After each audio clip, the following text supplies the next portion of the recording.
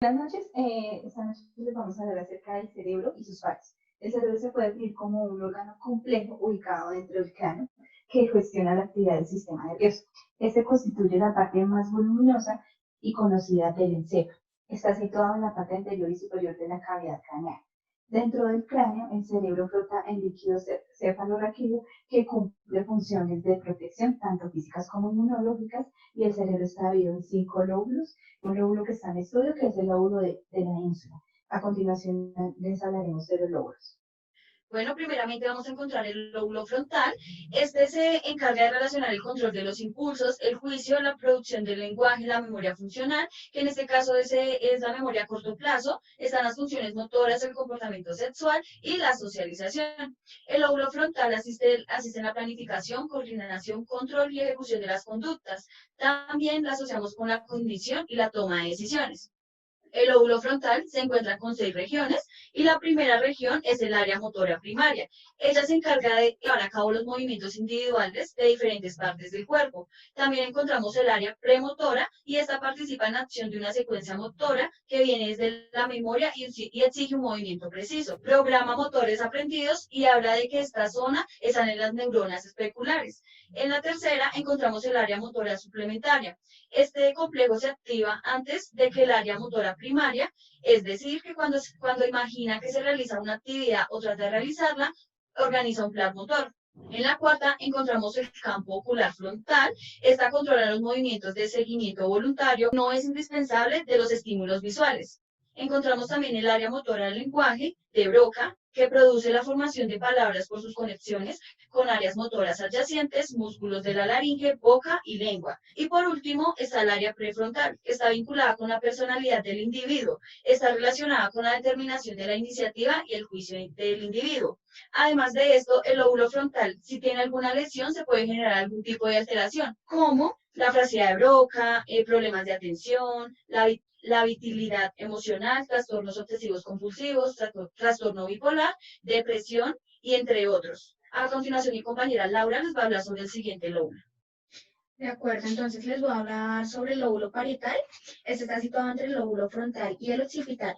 Esa parte del cerebro es una zona de la corteza cerebral que queda ubicada justo detrás del lóbulo frontal. Ambos lóbulos quedan separados por el surco central. Sin embargo, el lóbulo parietal trabaja en conjunto con ese y el resto de los lóbulos del cerebro, ya que incluye una gran área de asociación que puede ser vista como una central en la que muchos tipos de información se mezclan para generar una unidad. Una de sus características principales es que integra datos provenientes de distintas fuentes.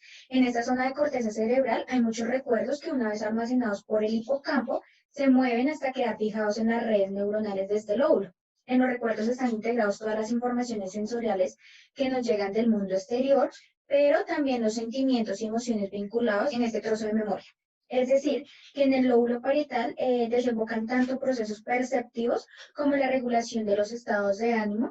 La palabra que podría definir cuál es la función del lóbulo parietal es integración. El lóbulo parietal juega un papel importante, especialmente en 3 clases de procesos. La primera es la integración y el procesamiento de la información sensorial proveniente de diferentes canales. El segundo es el procesamiento de la información simbólica, en la que se incluyen los procesos relacionados con el lenguaje y su utilización. Y el tercero es el procesamiento de la información numérica, algo básico para poder contar y realizar operaciones matemáticas.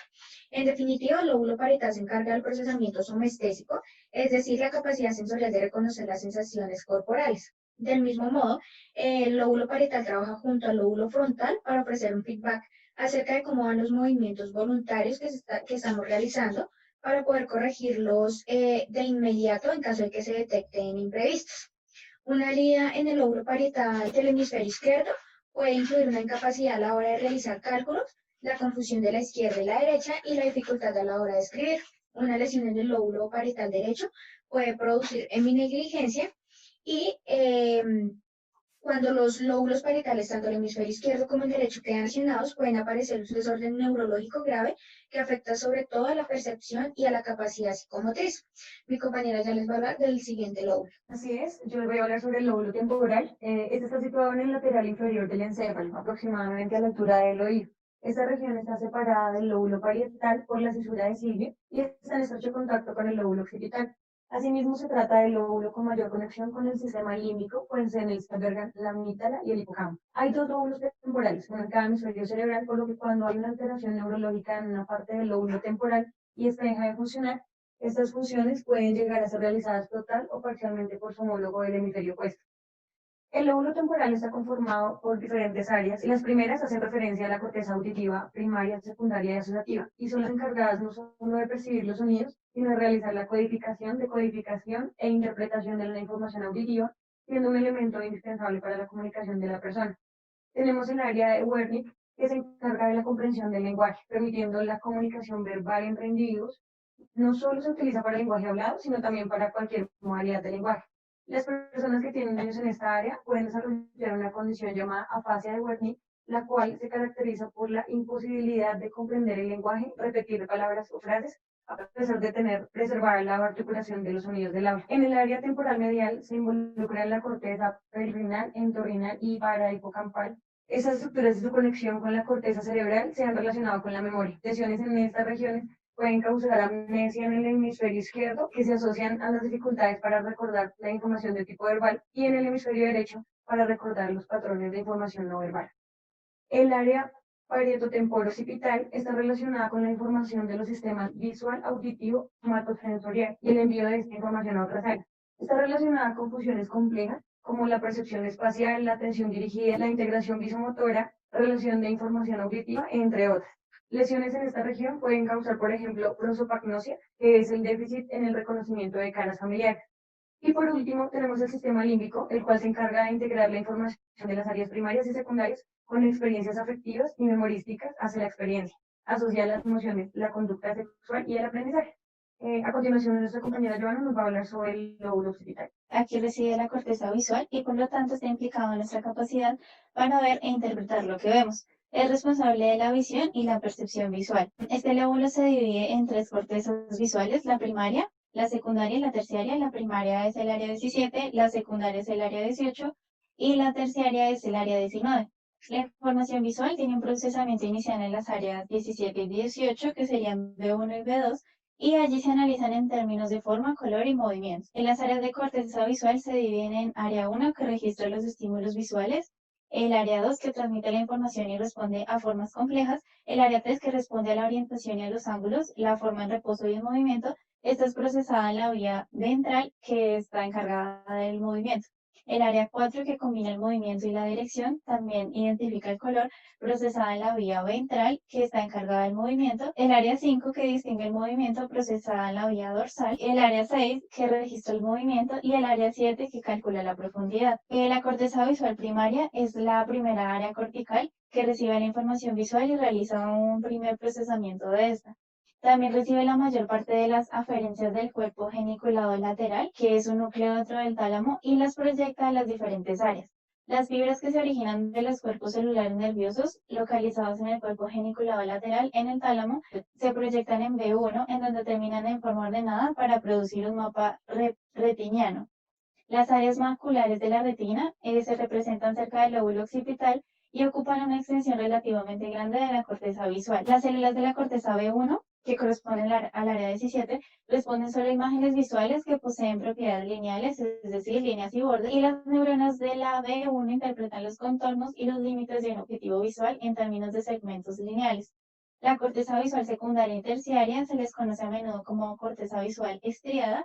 En el área 18 recibe la entrada de información binocular y permite la apreciación de tres dimensiones, que son el área 3, 4 y 5, como las mencionaba anteriormente, y las neuronas del área 19 integran las señales visuales con señales auditivas y táctiles. Finalmente, las lesiones que podemos evidenciar en este lóbulo son la ceguera o amaurosis, los defectos del campo visual, como hemianopsia o cuadrantanopsia homónima y hemianopsia bilateral.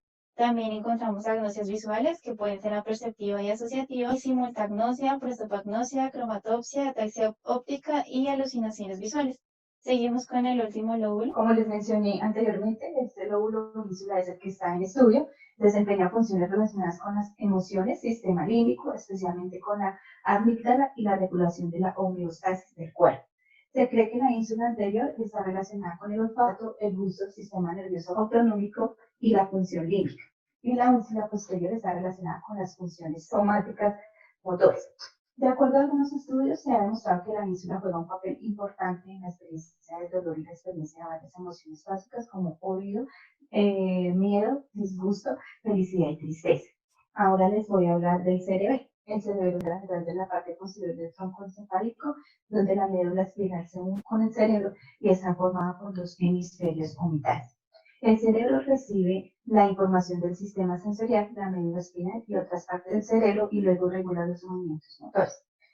Su función principal es integrar las vías sensitivas y las motoras, procesa información proveniente de otras áreas del cerebro, de la médula espinal y de los receptores sensoriales. Esto con el fin de indicar que el tiempo exacto para realizar movimientos coordinados y suaves al sistema muscular esquelético.